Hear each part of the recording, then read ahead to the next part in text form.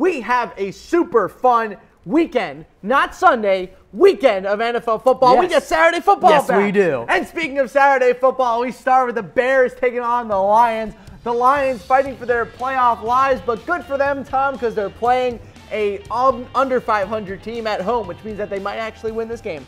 Yeah, look, I like the Lions in this one at home. I think the spread is maybe a little on the small side. The Lions' offense has been fine. They got to cut down on the turnovers.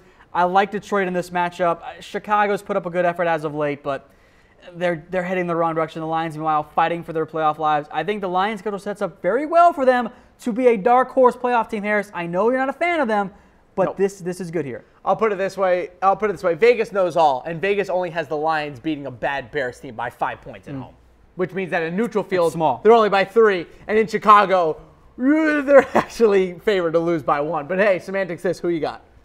Lions, Bears. Lions over the Bears, excuse me.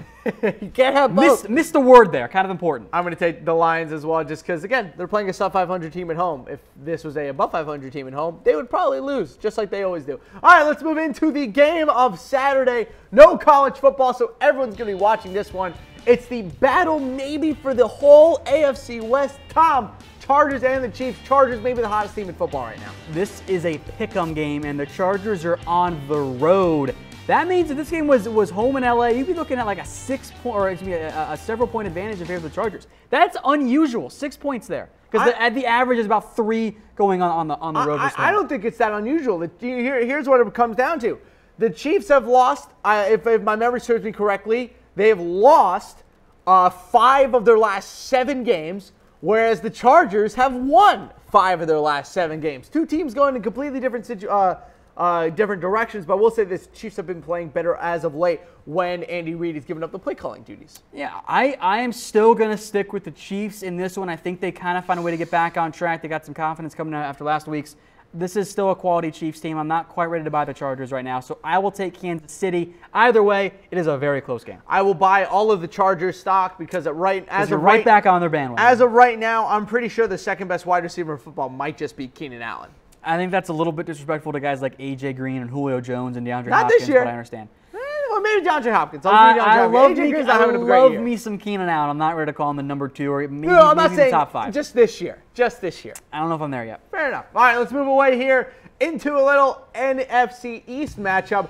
The Eagles' first game without Carson Wentz. In comes Nick Foles. The Giants just doing really anything, I guess, to lose as many games as they can to try to get that high draft pick. They tried last week. I'll put it this way. The last time the Eagles and Giants played, it was a tough game, and now no Carson Wentz.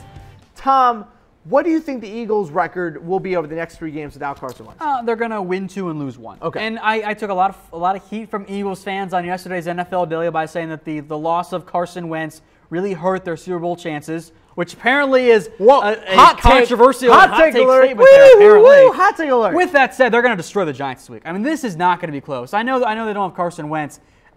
Going from Carson Wentz to Nick Foles is the difference between, going from number 1 to number 5 or 4 in our power rankings. They're still going to beat a bottom 5 team in the New York Giants. It shouldn't be that close. If Nick Foles does have issues, I'm going to be really concerned, though. The Eagles will win, but the Giants will cover. A 7.5-point line in New York. The Giants' defense has been playing way better of late. I'm going to take the Eagles, but the Giants, I think, are going to move it on. All right, let's move into the Bengals and the Vikings. Mike Zimmer taking on his old team. Fun times in Minnesota. Not great last week for them in Carolina. They lost to the Carolina Panthers, but do have a chance to rebound this week. They're favored by 10.5 points at home. Might be an easy win for them. This should be an easy win for Minnesota. Now, Kyle Rudolph has gone through a bit of interesting changes in the past couple hours, really. At one point, he was declared out of this game. Then all of a sudden, they said, actually, you know what? He's doubtful. So we'll see if he ends up playing. My guess is no. Either way, Minnesota should rout the Bengals. It's a home game. Mike Zimmer against his old team. This should be an easy win for the Giants, or for the Vikings, excuse me. Who do you got? Vikings, easy win for Minnesota. Agreed, Vikings, easy win as well. All right, let's move on here. The Texans at the Jaguars. A little switcheroo action on the record. 4-9 for the Texans, 9-4 for the Jaguars in an AFC South matchup that could be pretty fun. The Jaguars with a big chance of taking an even bigger lead over the Titans. Game. I'm trying to have fun, but I'll put it this way. The Jaguars should win this game. The Texans have TJ Yates at quarterback. So that's good when they're playing the Bengals, but they're playing the Jaguars. That's the issue here. I think Jacksonville stifles the Texans' offensive attack. TJ has a bit of a rough game. Jacksonville should win handily. It's an 11-point spread for the reason. Give me the Jags. Hey, just watch out for the Yates of hell. I will take the Jacksonville Jaguars as well. There you go. All right, let's move into our next one. Probably the least impactful. The who really cares about this game of the week. Cardinals taking on the Redskins. We don't really need to spend too much time on this one. Tom, the Cardinals are still technically alive in the playoff race. They just need a damn miracle to get in. So we almost skipped this one because this does not have any impact for the NFL playoff picture. Either way, the Redskins at home by 4. I'll trust Vegas here. I got Washington with a very, very banged up Cardinals team. I'm going to take the Washington Redskins as well. All right, let's move on here. The Jets taking on the Saints. Tom, I will say this. Alvin Kamara will play in this game after suffering a head injury, or now an ankle injury. He suffered a bunch of different things over the past couple weeks. Saints-Jets in New Orleans. You know who's not playing in this game? Who? Muhammad Wilkerson. Please explain that story for the people at home. Because Muhammad Wilkerson pulled an Albert Hainsworth. He got paid, and he stopped trying, and he's been showing up late to meetings, and Todd Bowles said, you know what? I'm done. You're suspended. Frankly, I would not be surprised if we've seen the last of Mo Wilkerson in a Jets uniform. Even though we just signed that contract extension, the way it's set up, the Jets can get out of it. You say contract, you say in a Jets jersey, I don't know. He'll get another shot. I know he will, but I don't know why. Look, the Jets are starting Bryce Petty. This is going to be a rout. 15.5 points is an insanely high spread. Pick up the Saints defense in fantasy if you're still alive in the postseason. They're going to rout the Jets. The Jets had 100 yards of offense last week. We could legitimately be in for more of this game. I think they do better because there's nowhere to go but up, but they're going to have a rough go. I'm guessing you got the Saints? Absolutely. I'm not an idiot. I'm taking the Saints. I will take them as well. All right, we got an AFC East matchup. The Dolphins coming off a huge win over the Patriots on Monday Night Football. The Bills coming off the win at the Blizzard Bowl, as it's now being called. Tom, if the Bills lose, Patriots clinch the AFC East for the millionth time in the past million years, but I'll put it this way, watch out for the Dolphins. I'm going to go. Look, I'm going to go with the Bills in this one. The Dolphins, though, are playing with some real confidence. I think that's very impressive. The Dolphins might be an upset pick against the spread for me. I will lean Buffalo because Tyrod Taylor's back, and I really trust LaShawn McCoy. But I think this game is going to be one of the games that no one really cares about outside of these two fan bases because there's not a bunch of playoff implications, but ends up being a close game and a good one. I'm going to take the Dolphins in this one. They just have they always do this weird random win streak against the AFC East. I feel like every year they just win a couple of games at the end just to worsen their draft stock. All right, one of the best games we have this weekend, the Packers taking on the Panthers. Ladies and gentlemen, he is back. Beware the warpath of Aaron Rodgers. Look, I get it. Dun, dun, dun. I get it. It's Aaron Rodgers. He is incredible. And it's Aaron Rodgers. Even though he's not 100%, he's still better than Brett Hundley, and the Packers have found ways to win games. The Panthers are playing really well, though, right now. I mean, they just beat a really good Vikings team. And at home against the Packers, one hit lands on his collarbone, I think Rodgers is hurt again. Like, he is maybe 80%. So I understand the hype around Aaron Rodgers. I will forever think he's one of the top 3 quarterbacks in the NFL. He is an incredible player. He carries that team. But Carolina is a damn good football team right now. I'm going with Carolina. I get the hype around Green Bay. Give me the Panthers. Give me the Panthers. You know what, Tom? Yeah? Give me the Packers. All right. Beware of Aaron Rodgers. I am afraid of what he's going to do now that he's back. I think the Packers might actually make the playoffs. Again, here we go. All right, let's move into the next game. Ravens at the Browns. Tom, will the Browns get a win? No, probably not. Yes, they will. Really? Yes. You're picking Cleveland. Yes. Harris, I'm proud of you, my friend. Let's go. Come on. I'm proud of you. This is the time. They got so close last week. The Ravens are going to walk into Cleveland, expect to win. No. I think the Browns are going to put their foot down because guess what? John Dorsey called out his team today, saying that Sashi Brown filled his football team with a bunch of not real football players. If you're a young player on this Browns team, you want to show your new GM, hey, I am a real football player. I deserve to be on this football team. It is time to see who actually wants to play some football. Let's go, Browns. It's time. Show up, put up or shut up. It happens next week.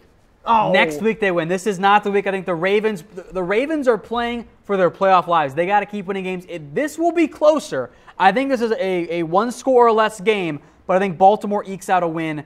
They should have beat the Steelers last week. They find a way to win this time. Next week, the Browns come back and they beat the Chicago Bears. Give me the Browns, ladies and gentlemen. Throw up that wow face. Brownies going to get that first win of the year. I'm very excited. Good for the Browns. We'll see. Let's not give them the win already, Harris. Fine. All right. That's why they play the games. The game of the week in the NFC. We have the game of the week in the AFC coming up after this. But now we have the Rams and the Seahawks, the battle for the NFC West. The Seahawks won the first matchup in Los Angeles. We now head to Seattle. Tom, this is kind of a tricky game because Russell Wilson's playing out of his mind, but the defense has taken a little bit of a step back the past couple weeks. But the Rams coming off of a great win, or a loss, last week against the Eagles. I know you can't have a lot of great losses, but man, they showed up against the Eagles, against the #1 team in the NFL. They showed up and they played really well. They did, and I'm still going to go with Seattle. I think that at home, we know that Seattle is a different football team. They've already beaten the Rams once this year. They know how to stop that offense, even with some injuries on the defensive side of the ball. I like Seattle. They get this game. They take the first place spot in the NFC West. That battle is going to go down to the wire. I like Seattle in this one. It's going to be a close game. I think this is going to be a fantastic football game to watch. I think it's pretty close to must-watch football. Speaking of must-watch football, Tom, the game of the week to decide the top seed in the AFC. It's the Patriots taking on the Steelers. We are in Pittsburgh this time around, but don't look now, ladies and gentlemen. The New England Patriots have won 8 of the last 10 meetings against the Pittsburgh Steelers. Tom Brady against Mike Tomlin defenses in his career, Tom, 21 touchdowns, 0 interceptions. 0. Harris, crazy. I'm going to pick the Patriots to win. Wow. They seem to own the Steelers. I've been saying that for several days. That's fair. That shouldn't surprise you. I am almost hoping that the Steelers win because I don't know what I hate more. Overly cocky Harris as a Patriots fan or mopey Harris when the Patriots lose a game? Consider me, as of right now, cautiously optimistic Harris because if there's anything that do you know what this Patriots team need a little bit of a random midseason loss to kind of kick things back into motion. They're getting a lot of healthy pieces back this week. And just, ladies and gentlemen, just go look at the history of Tom Brady against the Pittsburgh Steelers. And by the way, for all the people that put the Pittsburgh Steelers at #1 in their power rankings, if the Pittsburgh Steelers really were in the #1 team in the power rankings, why are the New England Patriots favored by 3 in their house? Because I base this on resumes. Oh, the resumes. Yes. No. That's a very Fake fair news. and accurate answer. Accurate answer. Fake news. Pats take this one. Let's go to Hearts. All right, the Titans versus the 49ers. Tom, we don't need to spend too much time on this one. You know Titans what? are going to win. No. Actually, No, you're wrong. 49ers are gonna win. There you go. The 49ers are going to win. This, folks, is your curious line of the week. The 8-5 Titans on the road against the 3-10 49ers. And the Niners are favored by 1.5. Give me San Francisco. The Titans, I think, are going to continue to reel. I'm concerned about this franchise's direction under Mike Mularkey. Give me the furious Niners right now with 2 straight wins. hey, the captain of the Jimmy G top 10 quarterback bandwagon over here also Hype going to be taking train. the 49ers. Just Hype train. call it a hype train. Fine, fair enough. All right, maybe the most watched game of the week. Cowboys and the Raiders, 2 of the biggest fan bases in the NFL. Both of them, I think, with a loss, are officially out of the playoffs. I think there's still a scenario where the Cowboys can get in, but it's highly improbable. So it's a de facto elimination game.